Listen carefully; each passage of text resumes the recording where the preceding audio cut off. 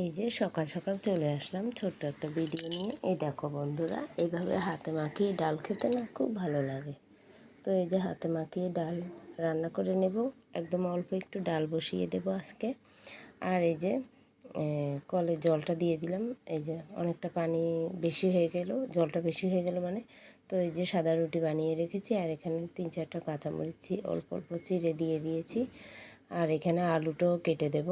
আলুটা মাখিয়ে একসাথে দিই, কিন্তু আলুটা কাটতে একটু দেরি হয়ে গেল। আর এদিকে ডালটা সেদ্ধ হতে সময় লাগে, এই জন্য ভাবলাম ডালটা বসিয়ে তারপরে আলুটা কেটে দিই। তো এই যে এদিকে ভাত রান্না আমার হয়ে গেছে। আবার ভাববে না কেউ খালি পাতিল বসিয়ে রেখেছি, ভাত রান্না কিন্তু অলরেডি হয়ে গেছে, ভাতটা ছেঁকা দিচ্ছি। আর এদিকে ব্লাউজ নিয়েছি। এই কাজের ফাঁকে ফাঁকে আমি ব্লাউজটা হাতের কাজ করে নেব। এই ব্লাউজটা আজকে অর্ডার ডেলিভারি দিতে হবে। তো আর একটা ব্লাউজ ছিল, সেটা আমি বিকেলে শেষ করব, তারপরে রবিবার দিন নিয়ে যাব। তো আজকে এটাকে হাতের কাজটা সেরে নেব। এগুলো সব কাটিং ব্লাউজ, মানে ব্রা কাটিং।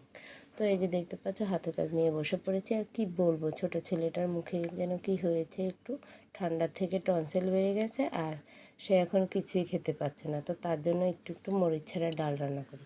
কালকে মরিচ ছাড়া রান্না করেছি, তাও খেতে পারলো না, জানো তো। তো এখন আবার একটু মরিচ দিয়েছি, কিন্তু একেবারে হালকা একটু চিড়ে দিয়েছি। একেবারে ঝাল ছাড়া খেতে তো পারবে না, ভালো লাগবে না, যেহেতু ঝাল খেয়ে একটু অভ্যস্ত।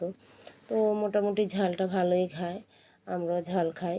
তো এদিকে আমার ডালটাও হয়ে গেছে দেখতে দেখতে, আর এদিকে হাতের কাজটা করছি। আর এদিক দিয়ে চলে গেল কারেন্টটা যাওয়ার সাথে সাথে আবার জেনারেটর আসছে, কিন্তু জেনারেটরের লাইনটা সব জায়গায় নেই, জানো তো। পাকঘরে নেই, মানে রান্নাঘরে নেই, ড্রয়িং রুমে ফ্যানের লাইনটা নেই, শুধু আছে ফ্যান লাইটটা। আর এদিকে শ্বশুরমশাইকে নাস্তা দিয়ে দিলাম, দিয়ে আবার চলে আসলাম ফ্ল্যাশ লাইটটা জ্বালিয়ে। এখন আমি হাতের কাজটা করবো। তো এদিকে বুতাম না, এগুলোর মধ্যে হুক দেবো। হুকের ঘরটা তোমরা কিভাবে করো, এই যে আমি দেখাচ্ছি। আমারটা ভালো ক্লিয়ার দেখাচ্ছে না, কিন্তু ভিডিওতে খুব সুন্দর করে এসেছিলো। আসলে কারেন্টটা চলে গেছে, তো তার জন্য ফ্ল্যাশ লাইটের আলোটা একটু বেশি পড়ে গেছে, এজন্য বোঝা যাচ্ছে না। তো আমি আরেকদিন তোমাদেরকে সুন্দর করে বুঝিয়ে দেবো, দেখিয়ে দেবো। তোমরা যারা শিখতে চাও আমাকে অবশ্যই জানাবে। আমি সেলাই কাজও করি, পাশাপাশি রান্নাবান্না করি, পাশাপাশি আমার 2টো বাচ্চা আছে, তাদেরকে সামলাই, পাশাপাশি ঘরের সব কাজই আমার করতে হয়। তো আমার ভিডিওটা কেমন লেগেছে তোমাদের কাছে অবশ্যই জানাবে। আর এভাবে নিত্য নতুন ভিডিও পেতে হলে আমাকে অবশ্যই কমেন্ট বক্সে ইনবক্স জানাবে। আমি তোমাদেরকে একটু কিছু শেয়ার করার চেষ্টা করবো। আর এদিকে দেখো হুকের ঘরটা একটা বাড়তি দিয়ে দিলাম। যদি তোমার একটু লুজ ফিটিংটা হয়, তাহলে এই বাড়তি ঘরটার মধ্যে তুমি হুকটা লাগাতে পারবে। আর যদি ফিটিংটা একদম ঠিক আসে, তাহলে তুমি ওইটাতে লাগাতে পারবে, সামনেটাই।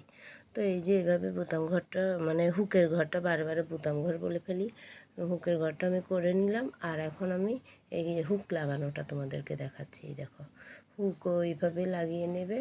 তো এখন কারেন্ট আবার চলে আসছে, আমি ফ্ল্যাশ লাইটটা নিভিয়ে, মানে বন্ধ করে দিয়েছি। এই যে এখন আমি হুকটা লাগিয়ে নিচ্ছি। হুকটা লাগাতে লাগাতে তোমাদেরকে বলছিলাম যে আমি মাঝে মধ্যে, জানো তো, এরকম উল্টাপাল্টা কথা বলে ফেলি। আমার ছেলে আমাকে বলে, তুমি শুধু উল্টাপাল্টা কথা বলো, একটু বুঝে শুনে কথা বলো না। আসলে আমি এমনই, এক এক সময় মাথা মানে গুলিয়ে যায়। যাই হোক, এই যে হুকটা লাগানো আমার হয়ে গেছে। ভালো করে আসেনি ভিডিওতে, তো আমি তোমাদেরকে আরেকদিন একদম সুন্দর করে দেখিয়ে দেব। তো অনেকেই পারে, আবার যারা নতুন তারা হয়তো পারে না। তো এইভাবে আমি পুরো লাইনটাকে হুক লাগিয়ে নেব। এভাবে লাগিয়ে, আর হুকের ঘরটা হয়ে গেছে। আর এই যে হুকগুলো লাগালে আমার এই ব্লাউজের কাজটা শেষ। আর পেছনে একটু ডিজাইনও ছিল, কুচি কুচি ডিজাইন ছিল। কুচির ভেতরে গলার বর্ডারটা সেলাই করে দিয়েছি, এজন্য আর কি গলার কাজটা হালকা ছিল। তো ডাবল পার্টের ব্লাউজে একটা সুবিধা আছে, হাতের কাজটা খুব কম থাকে, এটা করতে ভালোই লাগে। আর যেগুলো সিঙ্গেল পার্ট, মানে নর্মাল ব্লাউজ, সেগুলোতে এতটা হাতের কাজ থাকে, একেবারে বিরক্তিকর। বন্ধুরা, ভালো থেকো।